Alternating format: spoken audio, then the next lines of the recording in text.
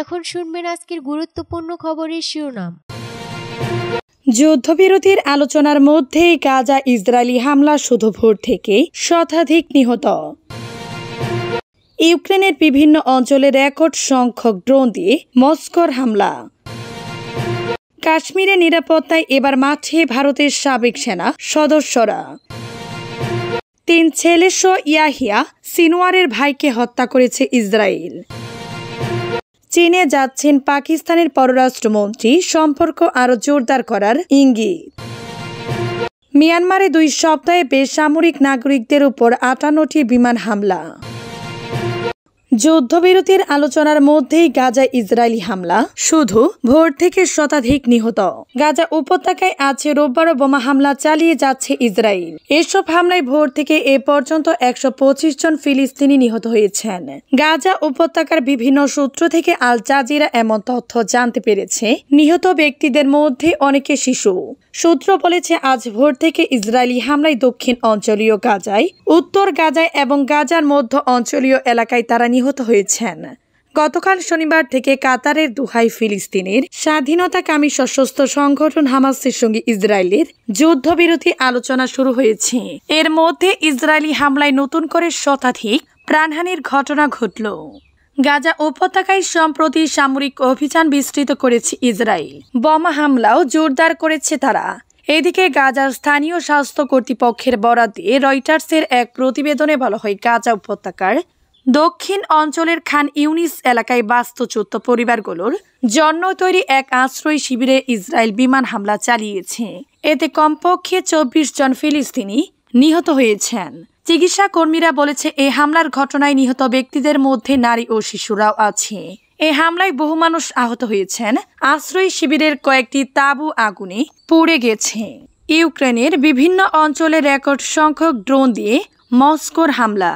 Russia রবিবার মধ্যরাতে record সংখ্যক ড্রোন দিয়ে হামলা চালিয়েছে বলে ইউক্রেন জানিয়েছে।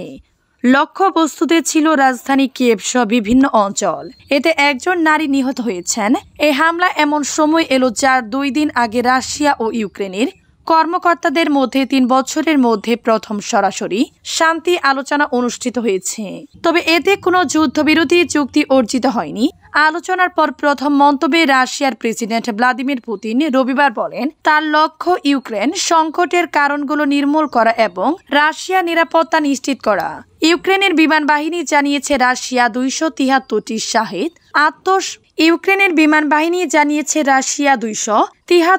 শাহেদ আক্রমণাত্মক ড্রোন ও বিভিন্ন ধরনের অনুকরণকারী ড্রোন ছুড়েছে, যার মধ্যে 88টি ধ্বংস করা হয়েছে এবং আরও 128টি কোনো নেতিবাচক প্রভাব ছাড়াই লক্ষ্যচ্যুত হয়েছে।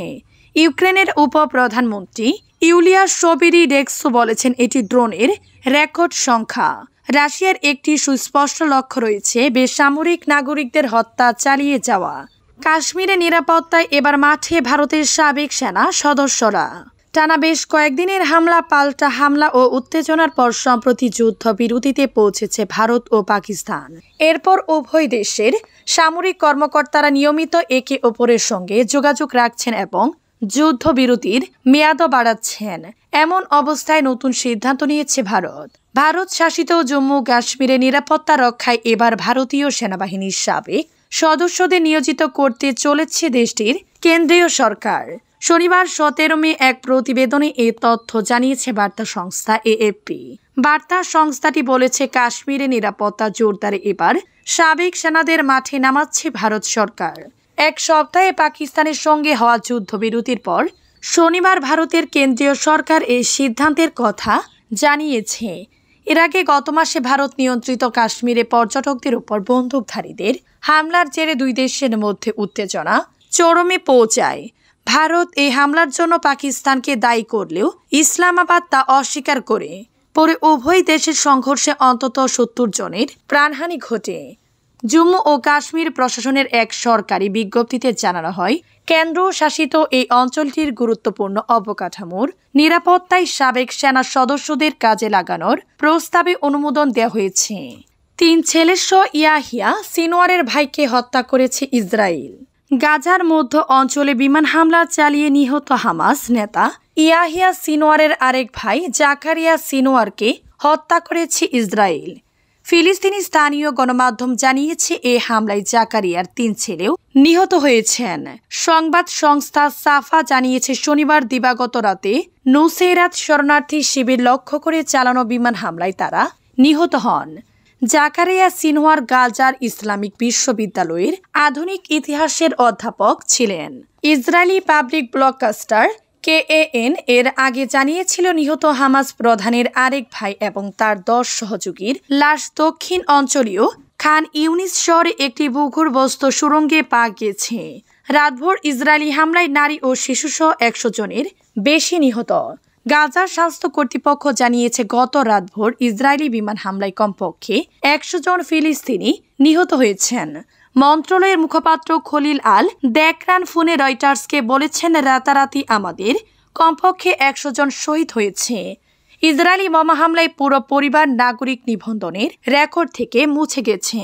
স্থানীয় স্বাস্থ্য মন্ত্রণালয় আরও জানিয়েছে গত 24 ঘন্টায় গাজা ইসরায়েলি হামলায় নিহতর সংখ্যা বেড়ে 153 জনে দাঁড়িয়েছে। চীনে যাচ্ছেন পাকিস্তানের পররাষ্ট্রমন্ত্রী, সম্পর্ক আরও জোরদার করার ইঙ্গিত। পাকিস্তানের পররাষ্ট্রমন্ত্রী ইসাকদার 3 দিনের সরকারি সফরে চীনে যাচ্ছেন বলে রোববার 18 মে তার কার্যালয় জানিয়েছে। এক প্রতিবেদনে ফ্রান্স 24 জানিয়েছে কয়েক দশকের মধ্যে সবচেয়ে গুরুতর সংঘাতের অবসান ঘটাতে ইসলামাবাদ নয়াদিল্লি যুদ্ধ বিরতিতে পৌঁছানোর 1 সপ্তাহের বেশি সময় পর এই সফর হচ্ছে। এক বিবৃতিতে পাকিস্তানের পররাষ্ট্র মন্ত্রণালয় জানিয়েছে ইসাকদার সোমবার 19 মে বেইজিংয়ে সফর শুরু করবেন। তিনি চীনা পররাষ্ট্রমন্ত্রী ওয়াং ইয়ের সঙ্গে দক্ষিণ এশিয়ার ক্রমবর্ধমান আঞ্চলিক পরিস্থিতি এবং শান্তি ও স্থিতিশীলতার উপর এর প্রভাব নিয়ে গভীর আলোচনা করবেন। এতে আরও বলা হয়েছে উভয় পক্ষ পাকিস্তান চীন দ্বিপাক্ষিক সম্পর্ক দিক পর্যালোচনা করবে এবং পারস্পরিক স্বার্থের আঞ্চলিক ও বৈশ্বিক উন্নয়ন সম্পর্কে মতামত বিনিময় করবে। ভারত শাসিত কাশ্মীরে গত এপ্রিলে এক সশস্ত্র হামলার পর ভারত পাকিস্তানের দিকে আঙ্গুল তুলে এবং দেশটির ভিতরে বিমান হামলা চালায়।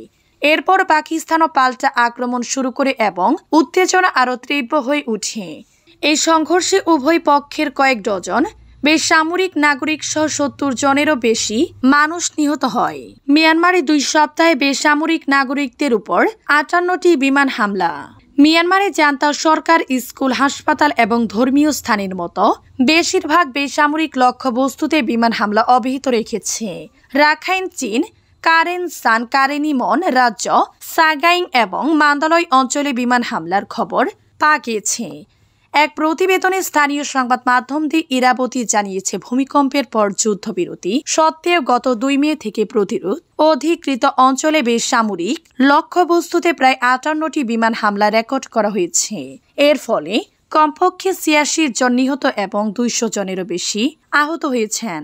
গত সোমবার মেঘডিলা বিমান ঘাঁটি থেকে একটি জান্তা যুদ্ধ বিমান